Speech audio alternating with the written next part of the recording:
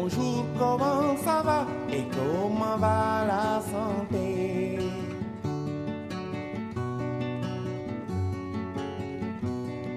Bonjour, comment ça va et comment va la santé?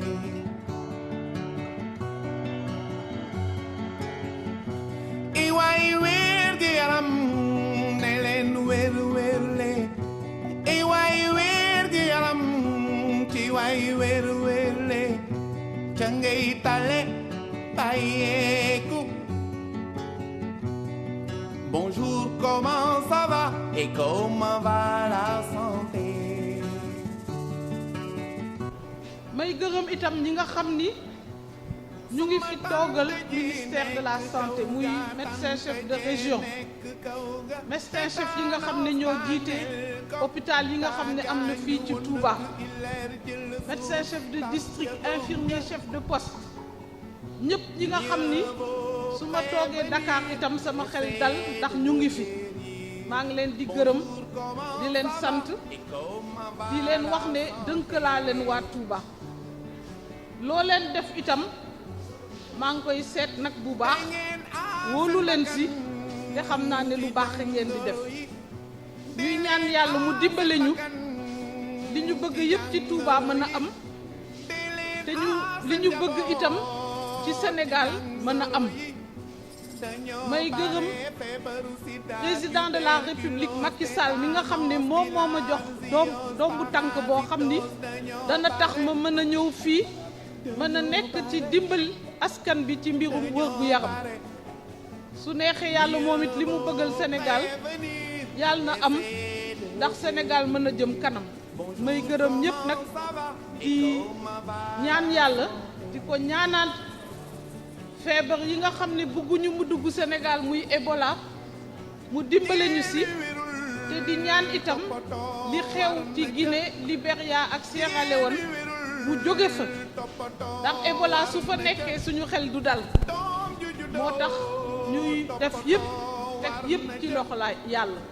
maa ngi leen di gërëm di fexe ba di ñaan yàlla itam teewal fii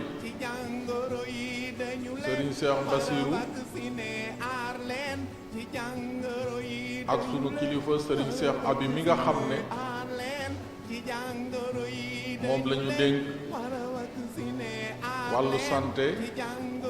ci màggal gi ak sëñ Cheikh Abdou moom sëñ Ndam Atta waaye da ngay xam ne bis ni ki tey la tee ñoom ñu mën a ñëwal seen bopp mooy dafa am colloque bu ñuy def ca Ndakaaru ñoom ñëpp ñu dem ca ñu tànn nu maag sëñ Abdou Lahad Bousso ñu ñëw teewal leen fii wax ci seen kàddu ne ñu ngi dalal ministre bi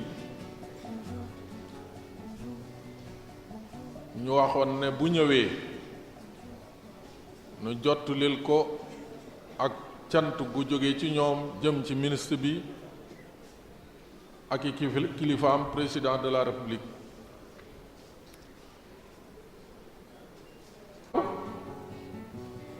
lalan ci mën a musal nag sëriñ bi moom ñaan na ndax sëriñ Touba ñaan na fii ci Matlabul Fawzayni kon la ca des mooy nu jëfe ko nag na ko sëriñ bi ñaane mooy ñoom ñi nga xam ne dañoo jàng wàllu paj nu bokk leen déglu teeylu bu baax te bañ a tàyyeel bu màggal géey kenn ku ci nekk lañ la digal yomb na wutal paani raxasu teg ci sa buntu kër teg ca saabu ku ñëw raxasu ca yàlla mën na laa musal ci jàngoro jooju ñuy séentu yàlla bu mu fi agsi kon sëriñ bi loolu la waxoon ne bu ñëwee nañ leen ko jottali te xam ne ndigal yii ñu fi digle te ñoom ñi nga xam ne ñooy digle loolu du seen jëmm dong nga tax dañoo bëgg réew mépp jag réew mépp wér kon nag sëriñ bi nee na ne ñépp topp ndigal yooyu wa assalaamu aleykum wa rahmatullahi wa barakaatu. jërëjëf Mbacké Balaye. Donc ce nom Munawwirul Bunyan Hafidati Cheikhoul Khadim nous a été donné. Je peux dire que nous avons été baptisés par le khalife général des Mourides, l'actuel khalife général, Cheikh Sidi Mokhtar Mbacké, que nous sommes venus voir dès que nous avons eu l'idée, depuis Dakar, de créer cette association des petites filles de Serigne Touba. Cette association rassemble toutes les descendantes directes de Serigne Touba et les descendantes de ses frères. Donc nous formons une même association et ce sont les descendantes de Serigne Touba vivant à Dakar. Munawwirul Bunyan Hafidati Cheikhoul Khadim, dès sa création, a eu des objectifs très précis, c'est-à-dire travailler dans le social, appuyer les femmes sénégalaises et de façon plus large les familles sénégalaises. Parce que quand on appuie les femmes, on appuie les familles. Alors, nous avons pensé que pour appuyer les femmes sénégalaises, il faut d'abord commencer par régler la question de la bonne santé dans la famille. Parce que sans bonne santé, une famille n'est pas stable, n'est pas équilibrée. Et la bonne santé commence d'abord par la bonne santé de la mère et de l'enfant. Donc notre première action a été d'aller rencontrer Madame le ministre de la Santé et de l'Action sociale, le professeur Awa Marie Coll Seck. Nous avons discuté avec elle, nous lui avons tendu nos mains et nous lui avons suggéré de travailler avec nous dans ce cadre-là, puisque sur la question de la santé au Sénégal, c'est elle qui a le leadership, c'est elle qui a les moyens. Donc elle a répondu très favorablement à notre sollicitation et a accepté de nous accompagner. C'est ainsi que nous sommes ensemble ici à Touba aujourd'hui. Nous sommes ensemble depuis hier. Nous avons fait une caravane depuis Dakar. Nous nous sommes arrêtés à Ndangalma pour remettre des lots au centre de santé de Lambaye. On sait que Lambaye a eu le premier bébé de l'année musulmane, donc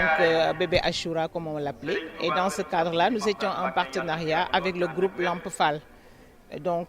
c'est ainsi que nous avons remis des cadeaux pour le bébé de Lambaye et des lots de matériel, du coton, des moustiquaires imprégnés, des gants pour les consultations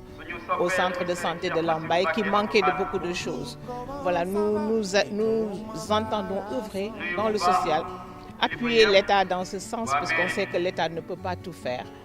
Et c'est ainsi qu'après Ndangalma, nous sommes allés à Diourbel, au niveau de l'hôpital Heinrich Lopke avec Madame le ministre de la Santé. Et aujourd'hui, nous sommes aussi passés par Mbacké pour remettre également des lots de dons, de moustiquaires, surtout de matériel de lavage des mains. Nous avons ensemble avec les techniciens du ministère de la Santé sensibiliser sur la question de la lutte contre le virus Ebola qui fait des ravages dans la sous-région. Nous prions Dieu que Ebola n'entre plus jamais au Sénégal. Et c'est dans ce sens-là que nous accompagnons. Nous sommes ensemble avec le secteur de la santé pour sensibiliser les populations de Touba, les populations de la région de Diourbel. Car comme vous le savez, le Magal de Touba, le grand Magal arrive à grands pas. Et les populations, les gens vont venir de partout dans le monde. Donc il faut dès maintenant se mettre à la sensibilisation, à l'action, expliquer aux populations ce qu'il faut faire, que les gens évitent tout le temps de se donner la main, que les gens se lavent les mains régulièrement. On peut se dire bonjour sans se serrer la main. Il y aura foule ici à partir de dans 2-3 semaines. Beaucoup de monde qui viendront de partout dans le monde. Ce sera difficilement contrôlable.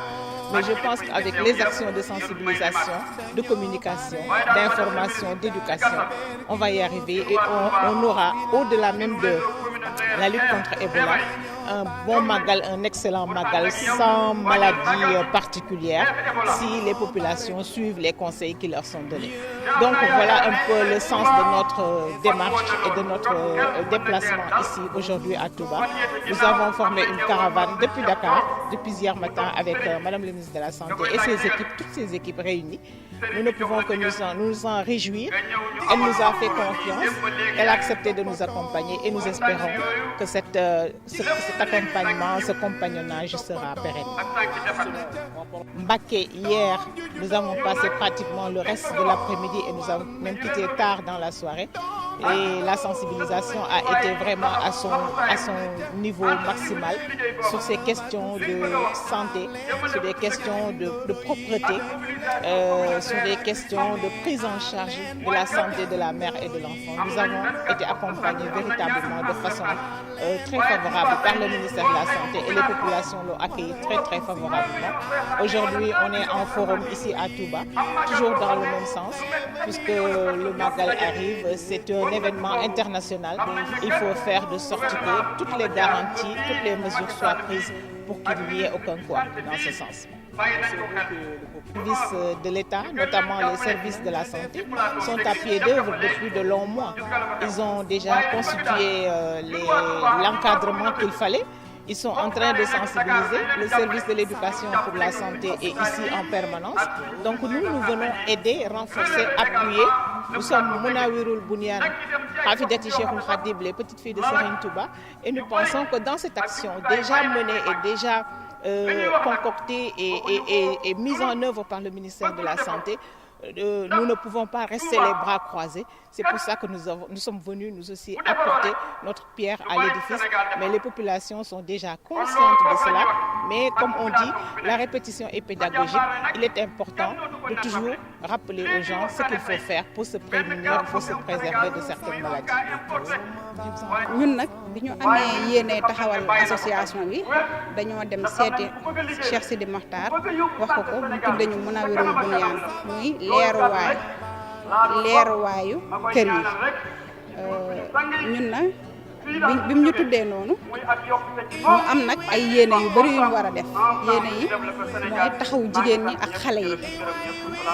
ñu jàpp nag ni balaa jigéen wala xale di mën dara rawatina jigéen ñi bala ñoo mën a liggéey mën a dimbali seen bopp mën a taxawu seen borom kër ci kër yi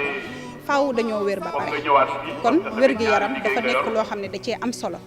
moo tax nag ñu jàpp ni kon wér-gu-yaram noonu la ñu ñoree mënta ñàkk ci li ñu war a def te ñu am yéene ju bari ñu ne nañ dem seeti madame la ministre de la santé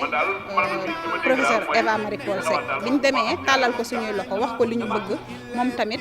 ak taxawaayam ak yéeneem jim am ci wér-gu-yaram ci biir Sénégal ak taxawaayam bu rafet mu daal di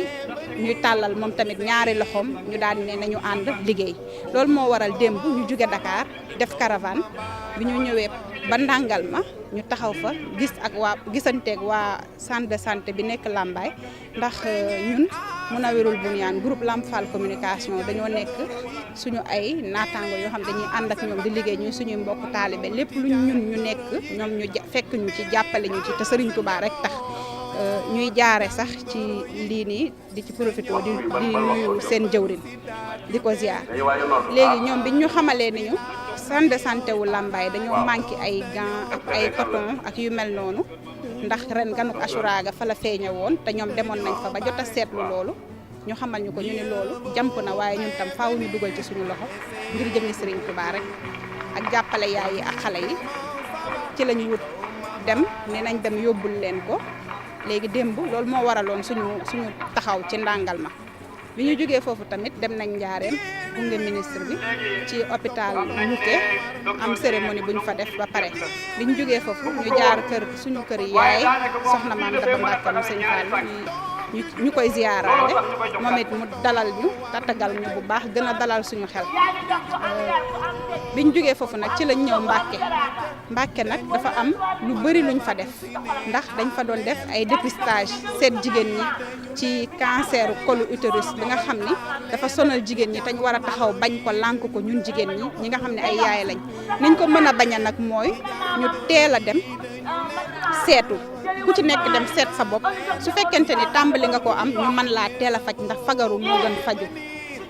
ñi nga xam ne amuñu ko tamit ñu xam ni amuñu ko ndax cancer boobu daal wax dëgg yàlla sonal ñu jigéen ñi trop te bu ñu sañoon yàlla dina ko fi yamale daal ñu def fa tamit ay dépistage tuberculose ndax ku ne xam na ni dafa tàmbali di bari di tas ñu bëgg tamit gàttal ko. Ebola bi aussi ku nekk xam na ni ñu ngi ci biir Afrique alhamdulilah ba nga xam ne Sénégal ginnaaw yàlla ak ñaanu kilifa yi baax yi fi nekk yàlla dimbali nañu ci ba benn cas bi ñu jotoon a am sax mu jóge woon bitim réew yàlla suturaal nañu ak taxawaayu ministre de la santé ak njàmbaaram ak ay équipe am yi mu àndal yépp ba nga xam ni macha allah. Kii watuñu ko wér na ba delluwaat dëkkam bu ñu sañoon nag Ebola moom dootuñu ko tuddati Sénégal dootuñu ko fi déggati dootuñu ko fi ñëw loolu nag moo tax ñun tamit ñu ànd ak soxna Awa Marie Coll Seck di ministre de la santé ñëw Mbacké def sensibilisation ci Ebola yee ci nit ñi surtout suñu mbokku jigéen ñi yee leen di leen dolli nag di leen ñaax ndax Touba tamit bi ñu egsee fii dañoo ànd ak suñu mbokk yi fi nekk ñoom soxna maam Marème Mbacké ñoom soxna Sukayna ak ñoom soxna maam Bousso ñoom ñëpp ñu ànd ak ñoom ngir dellu rek di ñaax waa dëkk bi ndax nag fii lañ dëkk Ndakaaru mooy suñuy tool fa la ñuy baye ñii dañ fay sëy moo leen fa yóbbu ñeneen ñi tamit liggéey moo leen fa yóbbu waaye ñun Touba lañ dëkk ñu ne nag nañu ñëw ginnaaw fi lañ dëkk nag ñu wax ak suñu ay mbokk ndax ñun sax xamuñu waaye dinañ déglu bu ñu dégloo la ñuy dégg rek ñu mën a ñëw jottali leen ko ñoom tamit xëy na sax ñoom lañ cay dégg mooy ëpp ñun liñ ci dégg wala liñ ciy xam ñoom moo ëpp luñ ci xam waaye nañ waxtaan rek ci biirum mbokk ñu dellu ñaax leen ndax Touba ku ne xam na ni mu taxawee ci biir Sénégal ak màggalu Touba màgg gi màgg ak mbooloo mi fii daje ni ñuy bëree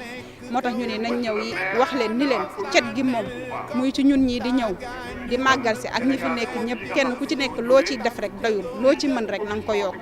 ministre bi sax mi ngi ñuy wax naan ñu dañuy teg dil ak yéen sëtu Sëñ Touba yi dil bi mooy sensibiliser leen wax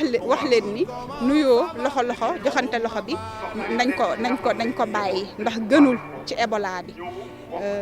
mën nañuy def nii rek nee na mooy dil bi ñuy nuyoo nii rek su ko defee loolu lépp ci xeex Ebola la bokk te yaakaar naa ni xeex Ebola ñun ñëpp loolu moo ñu war moo ci suñu loolu daal mooy suñu taxawaay ñun Ebola daal bu ñu sañoon dootuñu ko tuddati te tamit màggal gi tamit ku ne xam na ni fu ne la nit di jóge di ñëw Touba te tamit bu ñu sañoon daal wax dëgg kenn ku ne di nga fagaru la nga mën surtout lu jëm ci raxasu bi raxas loxo yi ñun nag suñuy jëf fa suñu yéene yamale ko fii incha allah dinañ ko dagg tey dellu waaye fas yéene nañoo dellu siwaat bala moo yàgg incha allah xoolaat neneen nu ñuy ànde ak ñoom pour gën a yaatal liggéey bi gën a taxaw askan wi ndax loolu rek moo ñu ñor tey nag li ñu fi dajale mooy madame la ministre de la santé dafa ñëw tey Touba ànd ak direction yi nekk yépp ci ministère bi ñëw ngir wone liggéey bi nga xam ne mu ngi koy waajal ci màggal gi te ñu tàmbali ko bopp ba léegi mu ñëw tey firndeel ak wane ci taxawaay boo xam ne ba mu tàmbalee ba léegi mu ngi ko am ci suñu wet jox nañu ay directives ba nga xam ne feebar bi door na jox nañu ay directives convoqué nañu jox ñu ay tegtal yu leer yoo xam ne ci la ñu jaar bopp ba tey su fi Ebola duggul loolu directive yooyu mu joxe ak tegtal yooyu mu joxe loolu lu ci am solo la kon ñu ngi koy sant ci taxawaayam xam nañ ne jamono xat na waaye teewul mu bàyyi li muy def yépp ñëw teew fii ci liggéey bii nga xam ne moom la ñuy def jëmale ko ci màggal bi ñu ngi rafetlu bu baax ay taxawaayam fii ci Touba ak fépp ci Sénégal ak ci biir réew yi nga xam ne ñoo ëmb Afrique sowu jant ku ñu ràññee la ci liggéeyam ak ci xarañam ak ci ni nga xam ne noonu la xamee secteur bi mu yor dem nañ ba suñu demee américains yi di ñëw di saytu liggéeyu Sénégal di ci jël ay leçons loolu ndam lu rëy la ci réew bi te loolu fierté la ci ñun ñi nga xam ne dañ nekk ci ginnaawam di ko liggéeyal kon ñu ngi koy de la santé dafa dajale service de santé yépp jox leen ay tëralin ak ay tegtal yoo xam ne war nañ ci jaar santoon nañ ñu organiser CRD ñu waxtaan organiser CRD ànd ci ak gouverneuru région bi CRD boobu Diourbel lañ ko defee waxtaan nan la ñuy impliquer secteur yépp ci xeex boobu nga xam ne moom la ñuy xeex Ebola ndax kat Ebola du xeex boo xam ne secteur de la santé rek moo ko war a mëne c'est une lutte multisectorielle maanaam secteur yépp ñoo ci war a dugal seen loxo rawatina nag secteur de la santé te fii mu toll secteur de la santé mu ngi ciy jouer rôle bi mu ci war a jouer waaye il faut yeneen secteurs yi tamit dugal seen loxo ci xeex bi gën a soutenir secteur de la santé ndax tey suñuy ñaan bu mu fi dugg loolu baax na waaye il faut ku ci nekk jàppale secteur de la santé ba du fi dugg santoon nañu ñu def ay CLD ak CDD autour des préfets et des sous-préfets loolu madame la ministre def nañ ko ànd nañ ci ak préfet ak sous-préfet ñu def suñuy CLD def nañ aussi une réunion avec la commission santé de la commune ñu waxtaan ci leeral leen ko woo kilifa yi nga xam ne dañ nekk ci dëkk bi ñu leeralal leen affaire feebar bi ngir ñoom ñu mën a engagé wu ci xeex boobu nga xam ni moom la ñuy xeex Ebola. bi loolu weesoo def nañ ay formation fii ci Touba tous les prestataires en tout cas du district et des autres.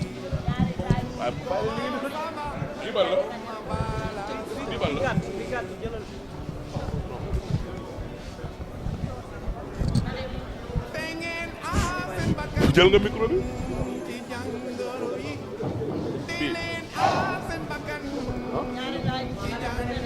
da ngay ñëw surtout borom Touba ñoo ànd ñoom it ñoo woon nañ ministère Dakar waxtaan ak man ba waxoon leen ne dinaa ñëw fii ànd ak ñi jógee Dakar fekk si ñi nga xam ne fii lañ nekk fii ci Touba li ñu fi indi nag wax nañ ko ba pare ñi jël parole yépp wax nañu feebaru Ebola wax nañu feebaru paludisme li ñu bëgg nag mooy ñu pare màggal bi fekkee màggal bi te su màggal bi pare ñépp a jóge fii ànd ak wër ànd ak diine bu gën a dëgër te fekk jàmm fi nga xam ni foofu lañ jóge ma leen di wax ne seen taxawaay tey bii muy relais yi muy bàjjanu gox yi muy waa réseau yi yéen ñëpp gis naa seen liggéey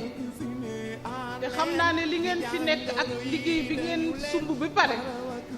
ak li ngeen nar a def sama xel dal na li ngeen wax nag mu nekk li nga xam ne xëy na bëggoon ngeen ñu dimbale leen si noté nañ yëpp te su neexee yàlla dinañ si am luñ si def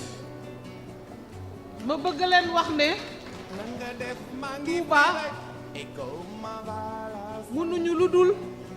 lu ñu mën yëpp ñu def ko si ndax dëkk la boo xam ni dëkku diine la te diine moom ku ko am di nga set di nga am wër gu yaram te itam di nga fexe ba nga xam ne di nga liggéey jëmale sa dëkk kanam. Nous avons accompagné les petites filles de Serigne Touba dans des activités de sensibilisation, de dépistage au niveau de Mbacké et au niveau de Touba, une grande campagne de sensibilisation sur Ebola. Et nous avons vraiment mobilisé beaucoup de personnes et je les félicite pour cela, car elles m'avaient dit qu'elles allaient le faire et elles l'ont fait. Nous avons eu le soutien de toutes les autorités religieuses, mais également les autorités locales, les collectivités locales, les mairies. Et cela, c'est un élément important. Nous avons tous et toutes prié pour que Allah le Tout-Puissant nous laisse le Khalife général, Serigne Sidi Mokhtar Mbacké, à la tête de la confrérie, mais également lui donne une bonne santé. Et qu'il prie également pour le Sénégal, pour que nous puissions ne pas avoir de cas de Ebola. Le travail s'est fait, la mobilisation est là, et cela va continuer encore jusqu'au Magal et pendant le Magal et après aussi le Magal de Touba. Donc c'est dire tout le plaisir que j'ai d'avoir passé 2 jours avec les petites filles de Serigne Touba qui ont vraiment montré qu'elles n'étaient pas de cette famille pour rien. Et elles ont suivi vraiment les préceptes et de la religion et des enseignements qui nous viennent de Serigne Touba. Donc c'est un plaisir pour moi de collaborer avec ces associations et nous espérons vraiment pouvoir continuer dans ce sens. Voilà ce que je voulais dire au sortir de cette grande fête, et en tout cas grande mobilisation que nous avons eue aujourd'hui.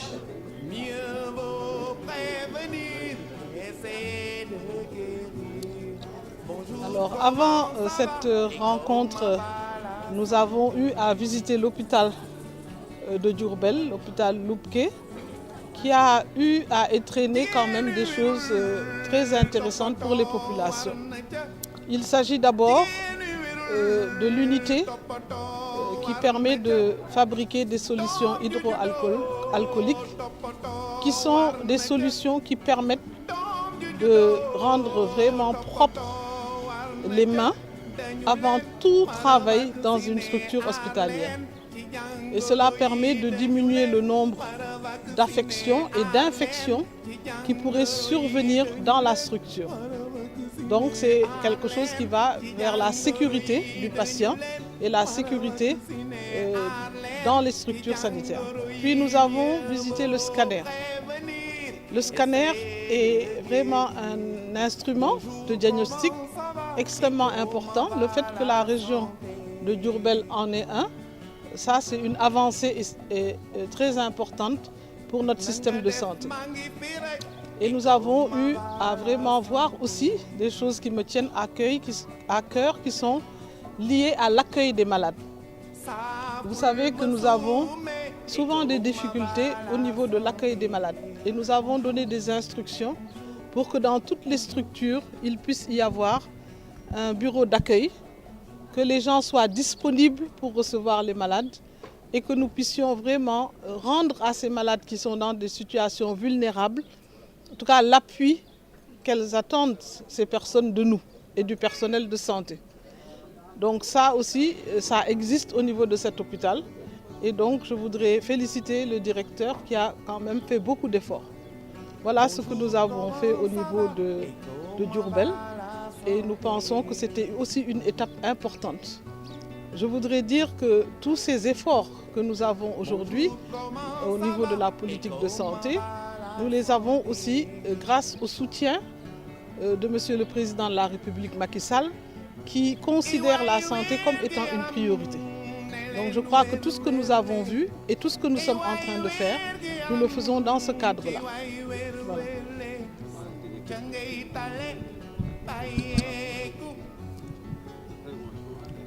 Bonjour, comment ça va et comment va la santé?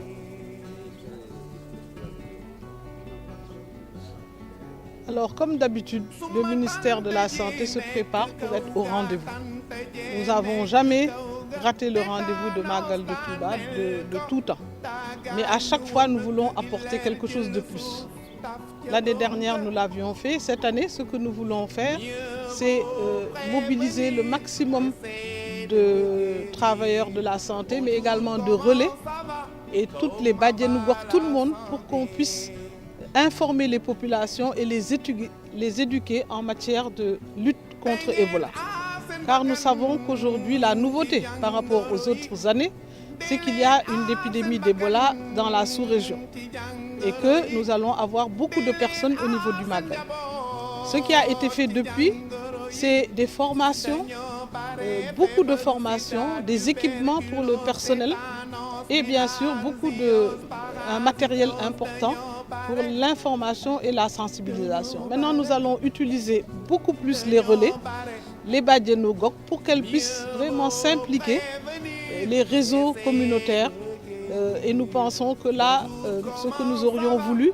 c'est bien sûr que les gens diminuent ces rapports de donner la main en permanence, se lavent les mains avec du savon, mais également qu'il puisse y avoir tous ces dispositifs à l'entrée de toutes les maisons. Si on arrive à le faire, je crois que ce sera un signal fort qui montrera que les personnes sont sensibilisées au problème d'Ebola. Nous avons aussi annoncé que la somme qui était dédiée au Magal a été maintenant libérée et que monsieur le médecin-chef de la région va pouvoir gérer le Magal de Touba, je pense, dans les meilleures conditions. Nous serons bien sûr là, avec lui, à ses côtés, pour pouvoir, si jamais il y a des urgences ou d'autres choses, pouvoir vraiment l'appuyer. Mais tout est bien cadré. Je suis sûre qu'il vous fera sans doute une autre conférence de presse pour bien expliquer. Mais ce qui est sûr, c'est qu'au niveau du système, nous pensons que vraiment nous pourrons être au rendez-vous du Magal avec beaucoup de succès et surtout de satisfaction des populations et de tous les leaders religieux, particulièrement du Khalife général, qui compte sur nous et qui prie pour nous pour que nous ayons des bons résultats.